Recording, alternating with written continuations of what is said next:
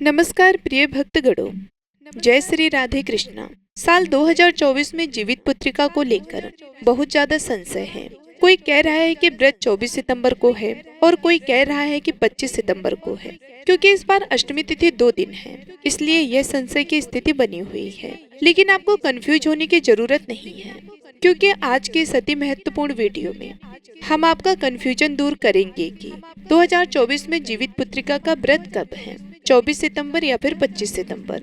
इस दिन का क्या महत्व है, इसकी पूजा विधि क्या है और जितिया व्रत में कब पानी पीना चाहिए, जितिया व्रत में क्या क्या सामग्री की आवश्यकता होती है, व्रत के दौरान क्या सावधानियां रखनी चाहिए, व्रत के नियम क्या है, जितिया के नहाय खाए के दिन क्या खाना चाहिए, व्रत का पालना कब और कैसे करें। जितिया व्रत की संपूर्ण जानकारी और विधि आप सभी को मैं बताने वाली हूँ। जैसे कि कई माताओं और बहनों के प्रश्न आ रहे हैं कि अगर हम पीरियड्स में हैं, मासिक धर्म के दौरान हैं, तो ऐसे में व्रत करें या फिर ना करें, और अगर व्रत करते हैं तो पूजा कैसे करें, और साथ ही जानेंगे कि अगर आप स्वस्थ नहीं हैं तो व्रत कैसे करें। तो आज के वीडियो में आपको जितिया व्रत से संबंधित सारी सटीक जानकारी दी जाएगी। आपको कोई और वीडियो देखने की जरूरत नहीं पड़ेगी, बस आपको वीडियो शुरू से लेकर अंत तक जरूर देखना है।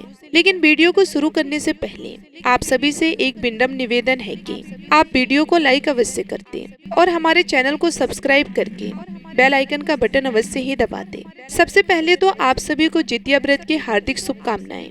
प्रिय भक्तगणों, इस व्रत को मुख्यतः उत्तर प्रदेश, बिहार, झारखंड, पश्चिम बंगाल जैसे अनेक राज्यों में बड़ी ही धूमधाम और हर्षोल्लास के साथ रखा जाता है। इसे कई जगह जितिया व्रत के नाम से भी जाना जाता है। इस दिन भगवान सूर्य का पूजन किया जाता है। माताएं अपने बच्चों की लंबी उम्र, सुख समृद्धि और उन्नत जीवन के लिए निर्जला व्रत रखती हैं। वहीं कुछ महिलाएं संतान प्राप्ति की कामना से भी जितिया व्रत रखती हैं। इस व्रत को बहुत ही फलदायी माना गया है और यह छठ पर्व की तरह बहुत ही कठिन होता है। इस व्रत के दौरान महिलाएं 24 घंटे तक निर्जला व्रत रखती हैं और फिर अगले दिन सूर्य देव को जल अर्पित करने के बाद ही व्रत का पालना करती हैं। सूर्य देव को बाजरे और चने से बने व्यंजन अर्पित किए जाते हैं। जितिया में जीवित वाहन भगवान की पूजा प्रदोष काल में की जाती है। पौराणिक मान्यता है कि इस व्रत को जो भी माँ करती है उसे कभी भी अपने संतान के वियोग का सामना नहीं करना पड़ता है। उनकी संतान को लंबी उम्र और जीवन भर किसी भी दुख और तकलीफ से सुरक्षा मिलती है। इस दिन गंधर्व राजकुमार जीवित वाहन जी की पूजा की जाती है। महाभारत युद्ध के समय अपने पिता की मृत्यु के बाद अश्वत्थामा बहुत नाराज हुए और क्रोध में पांडवों के शिविर में घुस गए। शिविर के अंदर उस समय 5 लोग सो रहे थे। अश्वत्थामा को लगा कि वह लोग पांडव हैं और अपने पिता की मृत्यु का बदला लेने के लिए उन्होंने उन 5 को मौत के घाट उतार डाला। दरअसल वह द्रौपदी जी की 5 संतानें थी। इस बात की सूचना जब अर्जुन को मिली तो उन्होंने अश्वत्थामा को बंदी बनाकर उनके दिव्य मणि छीन। अब अश्वत्थामा को और अधिक क्रोध आ गया। उन्होंने बदला लेने के लिए अभिमन्यु की पत्नी उत्तरा के गर्भ में पल रहे बच्चे को गर्भ में ही नष्ट कर डाला। भगवान श्री कृष्ण ने तब अपने सभी पुण्य का फल उत्तरा की उस आजन्मी संतान को देकर उसे फिर से जीवित कर दिया। मरकर पुनः जीवित होने के कारण उस बच्चे का नाम जीवित पुत्रिका रखा गया। तभी से जीवित पुत्रिका व्रत रखने की मान्यता है। बेटा हो या बेटी, आप अपनी संतान के लिए इस व्रत को रख सकते हैं। इस व्रत के दौरान कई सावधानियां बरतनी पड़ती हैं और कई नियमों का पालन भी करना पड़ता है। इसलिए व्रत के दौरान सभी नियमों का सावधानी पूर्वक पालन करें, इससे आपका व्रत सफल होगा। आइए सबसे पहले जानते हैं व्रत के दौरान क्या सावधानियां रखनी चाहिए। जितिया का व्रत कठिन व्रतों में से एक होता है, जिसके नियम पूरे 3 दिनों तक चलते हैं। छठ के पर्व की तरह ही जितिया व्रत से एक दिन पूर्व नहाय खाए किया जाता है। इसमें व्रती स्नान आदि और पूजा पाठ के बाद भोजन ग्रहण करती है और अगले दिन निर्जला उपवास रखती है। इसलिए नियम के तहत नहाय खाए के दिन भूलकर भी लहसुन, प्याज, मांसाहार या तामसिक भोजन नहीं करना चाहिए। हालांकि कुछ महिलाएं मछली खाने के बाद जितिया व्रत रखती हैं। जितिया का व्रत यदि आपने आरंभ कर दिया है तो उसे हर साल रखना चाहिए। इस व्रत को बीच में नहीं छोड़ना चाहिए। मान्यता है कि पहले सास इस व्रत को करती है, उसके बाद घर की बहू द्वारा यह व्रत किया जाता है। अन्य व्रत की तरह जितिया के व्रत में भी ब्रह्मचर्य का पालन करना आवश्यक है। इसके साथ ही मन में भी किसी प्रकार का भेदभाव नहीं रखना चाहिए। इस दौरान लड़ाई झगड़े से भी दूर रहना चाहिए। जितिया के व्रत के दौरान आचमन करना भी वर्जित माना जाता है, इसलिए जितिया व्रत में जल का एक बूंद भी ग्रहण न करें। जितिया व्रत के नियम पूरे 3 दिनों के लिए होते हैं। पहले दिन नहाए खाएं और दूसरे दिन निर्जला व्रत रखा जाता है। इसलिए तीसरे दिन ब्रह्म मुहूर्त में उठकर स्नान आदि करने और पूजा पाठ करने के बाद ही व्रत का पालना करें। अगर आप जितिया व्रत रखने जा रहे हैं या परिवार की कोई महिला यह व्रत रख रही है तो अपना और उनकी सेहत का ख्याल रखें।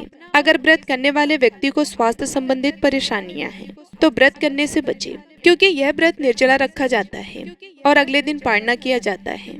जिन लोगों को स्वास्थ्य संबंधी परेशानी हो उन्हें यह व्रत नहीं करना चाहिए, लेकिन अगर आप व्रत रखना ही चाहते हैं तो आपको डॉक्टर से सलाह जरूर लेनी चाहिए। व्रत रखने वाली महिलाओं को व्रत से एक दिन पहले तामसिक भोजन का त्याग कर देना चाहिए, इसलिए लहसुन प्याज और मांसाहारी भोजन पहले ही त्याग दे। इस व्रत को रखने से पहले नोनी का साग खाने की भी परंपरा है। ऐसा कहा जाता है कि नोनी के साग में कैल्शियम और आयरन भरपूर मात्रा में पाया जाता है, जिसके कारण व्रती के शरीर में किसी भी पोषक तत्वों की कमी नहीं होती है। जितिया व्रत के दौरान अपने शरीर को ठंडा रखने की कोशिश करें। ध्यान रखिए कि अगर शरीर में पानी की कमी होगी तो आपको हाइड्रेशन की समस्या हो सकती है। विचार यह है कि त्योहार को उचित रीति रिवाजों के साथ मनाया जाए। व्रत के अगले दिन सुबह पूजा करने के बाद ही पारणा कर सकते हैं। इस दिन जीवित पुत्रिका व्रत की कथा जरूर सुने। कथा के बिना व्रत पूर्ण नहीं माना जाता है। व्रत कथा आप हमारे चैनल पर भी सुन सकते हैं। आप हमारे चैनल को सब्सक्राइब करके बेल आइकन को अवश्य दबा दें। इस दिन कुश से बने गंधर्व राजकुमार जीवित वाहन की मूर्ति का प्रयोग करना चाहिए। संतान की दीर्घायु और सुखी जीवन के लिए किए जाने वाले जितिया व्रत वाले दिन में जितिया वाले लॉकेट बहुत ज्यादा महत्व रखती है। इस दिन महिलाएं लाल या पीले रंग की धागा अपने गले में धारण करती हैं, जिसमें एक धागा साधारण तरीके का होता है। इसमें 3 जगह गांठें लगी रहती हैं। इसकी गांठें सामान्य होती हैं। वहीं कई महिलाएं अपने सामर्थ्य अनुसार सोने के लॉकेट में भी जूतियां बनवा कर धारण करती हैं और इसके बाद कोई शुभ दिन देखकर इसे उतार लिया जाता है। जीवित वाहन भगवान की पूजा में सरसों का तेल और खल चढ़ाया जाता है और व्रत के पारणा के बाद तेल बच्चों के सिर पर लगाया जाता है। माना जाता है कि यह भगवान का आशीर्वाद होता है। जितिया व्रत में क्या क्या सामान लगता है, आइए अब जान लेते हैं। फिर उसके बाद जानेंगे जितिया व्रत कब है, शुभ मुहूर्त, पूजा विधि। अगर आप भी जितिया व्रत कर रही हैं, जितिया व्रत में पूजन सामग्री क्या क्या होनी चाहिए। लेकिन उससे पहले अगर आपने वीडियो को लाइक नहीं किया है तो आपसे निवेदन करते हैं कि वीडियो को लाइक अवश्य ही कर दें। जितिया यानी जीवित पुत्रिका व्रत में भगवान जीवित वाहन का पूजन किया जाता है। इसके साथ ही गाय के गोबर से चील व सियारिन बनाकर उनकी पूजा करने का भी विशेष महत्व है। व्रत के दौरान तैयार की जाने वाली पूजा की थाली में सभी जरूरी चीजों का होना आवश्यक है। जीवित पुत्रिका व्रत यानी जितिया व्रत में पूजा की थाली में अक्षत यानी चावल, पेड़ा, दूर्वा की माला, पान, लौंग, इलायची, सुपारी, श्रृंगार का सामान, सिंदूर, पुष्प गांठ का धागा, कुशा से बने जीवित वाहन की मूर्ति, धूप, दीप, मिठाई, फल, फूल, बांस के पत्ते, सरसों का तेल और खली होना आवश्यक है। इसके अलावा चील व सियारिन बनाने के लिए गाय के गोबर की भी आवश्यकता होती है। आइए अब जान लेते हैं जितिया व्रत की पूजन विधि। व्रत के दिन प्रातः काल उठकर स्नान आदि से निर्वृत्त होने के बाद सूर्य देव की उपासना करनी चाहिए। घर के मंदिर में एक चौकी रखकर उस पर लाल रंग का वस्त्र बिछाकर उसके ऊपर थाली रखकर सूर्य नारायण की प्रतिमा रखकर उन्हें दूध से स्नान कराएं, धूप दीप जलाएं, धूप दीप अर्पित करें और भोग लगाने के साथ ही आरती करें। इस दिन गाय के गोबर से सियारिन और चील की मूर्ति बनाकर उनकी पूजा की जाती है। कुशा से जीवित वाहन भगवान की पूजा की जाती है। उन्हें धूप दीप अक्षत पुष्प अर्पित किए जाते हैं। इसके बाद महिलाएं संतान की दीर्घायु और उनकी प्रगति के लिए पूजा करें। व्रत की कथा पढ़ने और सुनने के साथ ही सबसे अंत में आरती करके क्षमा याचना की जाती है। अगले दिन व्रत का पालना करने के बाद जरूरतमंद लोगों को दान दिया जाता है। पूजा विधि विस्तार से जानने के लिए आइए अब जानते हैं कब है जीवित पुत्रिका व्रत और शुभ मुहूर्त के बारे में। लेकिन उससे पहले अभी तक आपने वीडियो को लाइक नहीं किया है तो वीडियो को लाइक करके चैनल को सब्सक्राइब अवश्य कर दें। जीवित पुत्रिका का व्रत हर साल अश्विन माह के कृष्ण पक्ष की अष्टमी तिथि को रखा जाता है। तो इस साल अष्टमी तिथि प्रारंभ हो रही है 24 सितंबर 2024 को दोपहर में 12:38 पर और समाप्त हो रही है बुधवार के दिन यानी कि 25 सितंबर 2024 को दोपहर में 12:10 पर। अब ऐसे में 2 दिन अष्टमी तिथि मानी जाएगी क्योंकि 24 सितंबर को भी अष्टमी तिथि दोपहर में ही प्रारंभ हो रही है और 25 सितंबर को दोपहर में ही समाप्त हो जाएगी। ऐसे में बहुत सारे लोगों के मन में संशय है कि क्या हमें यह व्रत अष्टमी को यानी कि 24 सितंबर को करना चाहिए, या फिर हमें 25 सितंबर वाली अष्टमी को माने? तो देखिए, व्रत हमेशा सूर्योदय कालीन तिथि में धारण किया जाता है, और वैसे भी जब हम जीवित पुत्रिका का व्रत धारण करते हैं तो अष्टमी नवमी युक्त होती है। मतलब हम अष्टमी सप्तमी युक्त व्रत नहीं करते हैं। जो अष्टमी नवमी के साथ मिली होती है तो उसी का व्रत जीवित पुत्रिका व्रत में किया जाता है। तो इसके आधार पर 25 सितंबर 2024 को प्रथम धारण करेंगे। जीवित पुत्रिका का व्रत 24 सितंबर को सप्तमी के साथ अष्टमी है, इसलिए 24 सितंबर 2024 को व्रत नहीं किया जाएगा। जीवित पुत्रिका का व्रत 25 को ही करेंगे। वैसे भी अगर आप 24 को व्रत करते हैं अष्टमी मानकर और फिर 25 को भी अष्टमी है, तो आप पारणा कब करेंगे? क्योंकि 25 को भी दोपहर में ऐसे ही समाप्त हो रही है, ऐसे में पारणा अगले दिन करेंगे 26 को। तो फिर 48 घंटे से ज्यादा का हो जाएगा निर्जला व्रत। अब 48 घंटे का निर्जला व्रत कोई धारण नहीं कर सकता है, ये संभव ही नहीं होगा। इसलिए 25 सितंबर को ही हम अष्टमी तिथि का व्रत करेंगे, जीवित पुत्रिका का व्रत करेंगे। यह नौमी तिथि के साथ है, तो इसी का व्रत शुभ माना जाएगा। आप लोग इस बात का ध्यान रखिएगा। तो बुधवार को 25 सितंबर को व्रत धारण करेंगे और उससे एक दिन पहले नहाय खाए किया जाता है। तो 24 सितंबर 2024 को यानी कि मंगलवार के दिन नहाय खाए करेंगे। उस दिन बाल इत्यादि आपको धोना है, मतलब अपने बाल धो लीजिए और फिर शुद्ध सात्विक भोजन कीजिए। अब जैसे कि कई लोग हैं जो कि मंगलवार को बाल नहीं धोते हैं, तो उनका प्रश्न आता है कि हम बाल मंगलवार को कैसे धोएं? मंगलवार को आप बाल धो सकते हैं, कोई दिक्कत नहीं है। मतलब ऐसा कोई दोष नहीं है कि आप मंगलवार को बाल नहीं धो सकते हैं, बिल्कुल धो सकते हैं। और जीवित पुत्रिका का व्रत तो वैसे भी वर्ष में एक बार आता है, तो वार से बड़ा त्योहार होता है, इसलिए आप मंगलवार को भी बाल धो सकते हैं, कोई दिक्कत वाली बात नहीं है। व्रत का पारणा कब करेंगे? व्रत का पारणा हम करेंगे 26 सितंबर 2024 को। जीवित पुत्रिका व्रत का पारणा किया जाएगा। अब जैसे कई लोगों के प्रश्न आते हैं कि हमें पीरियड्स हैं, तो क्या उसमें भी व्रत कर सकते हैं? पूजा कैसे करेंगे? देखिए, अगर आप व्रत करते हैं, मतलब हर बार अगर आप जीवित पुत्रिका का व्रत करते हैं, तो इस बार भी आप व्रत करेंगे। व्रत को छोड़ा नहीं जाता है। जब तक कोई बहुत जरूरी वजह, आकस्मिक वजह ना हो, तब तक व्रत नहीं छोड़ा जाता है। तो ऐसे में आप व्रत तो बिल्कुल करेंगे, बस पूजा आपको नहीं करना है। पूजा आपके स्थान पर कोई भी परिवार का सदस्य कर सकता है। आपके परिवार में कोई भी सदस्य है तो उससे आप पूजा करवा सकते हैं, लेकिन आपको व्रत धारण करना है। तथा कथा आप मोबाइल पर सुन सकते हैं और मानसिक रूप से अपनी संतान की लंबी आयु की कामना कर सकते हैं, प्रार्थना कर सकते हैं। यह जरूरी नहीं है कि आप पूजा करेंगे तभी आपको फल मिलता है। जब हम संकल्प लेकर कोई भी व्रत करते हैं, पीरियड्स की वजह से पूजा नहीं भी कर पाते हैं, तब भी हमारे व्रत का और पूजा का संपूर्ण फल हमें प्राप्त हो जाता है। आप सभी पूजा को लेकर चिंता मत कीजिए, व्रत को जरूर धारण कीजिए। अब एक और प्रश्न आता है कि पीरियड्स हैं और हम पहली बार व्रत शुरू करना चाहते हैं, तो पीरियड्स में क्या व्रत शुरू कर सकते हैं? वैसे तो पीरियड में व्रत नहीं शुरू करते हैं, लेकिन जीवित पुत्रिका का व्रत वर्ष भर में सिर्फ एक ही बार आता है। अगर आप इस बार प्रारंभ नहीं कर पाते हैं तो अगले साल आपको करना है। अब मान लीजिए कि अगली बार फिर से आप पीरियड्स में हैं, तब ऐसे में आप क्या करेंगे? तो आप इसी बार से शुरू कर दीजिए, कोई दिक्कत नहीं है। पूजा अपने स्थान पर किसी और से करवा लीजिए, परिवार में कोई भी सदस्य है उससे पूजा करवा लीजिए। और जैसा मैंने आपको बताया है, आप कथा मोबाइल पर सुन लीजिएगा। हमारे ही चैनल पर वीडियो की कथा आपको मिल जाएगी, तो कथा भी सुन लीजिए।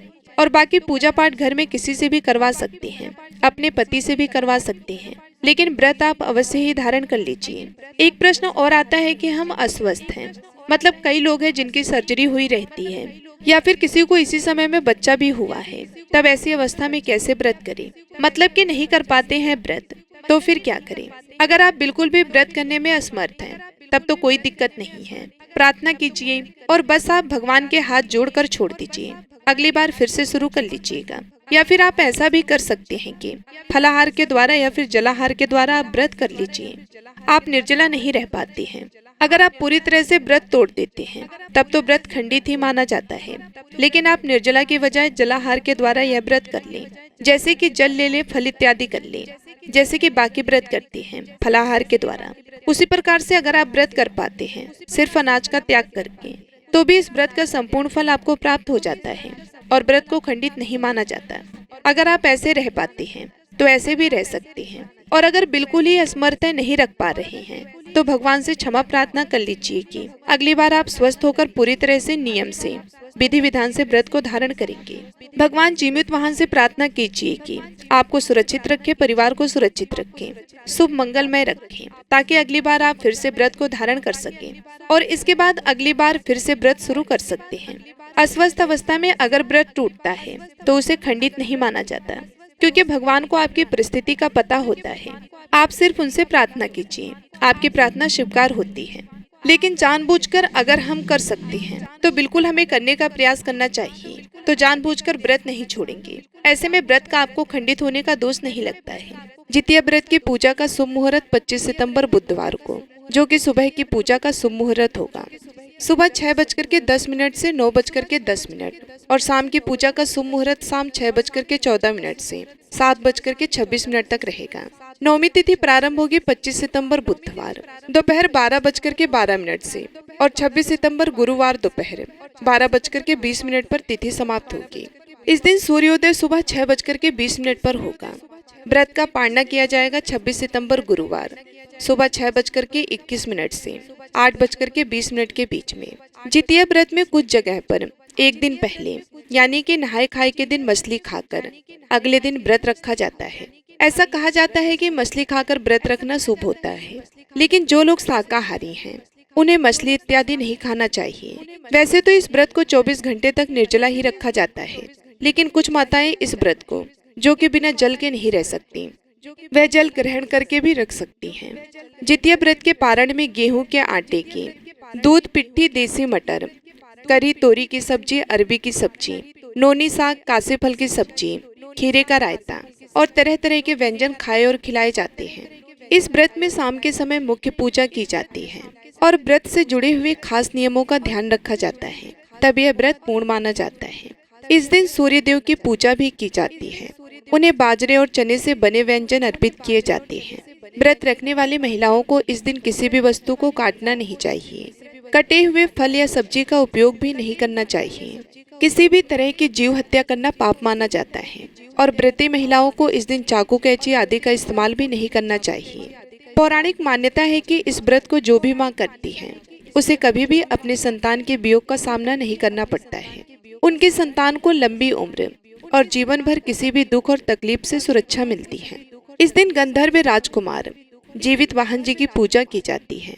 बेटा हो या बेटी, आप अपनी संतान के लिए इस व्रत को रख सकती हैं।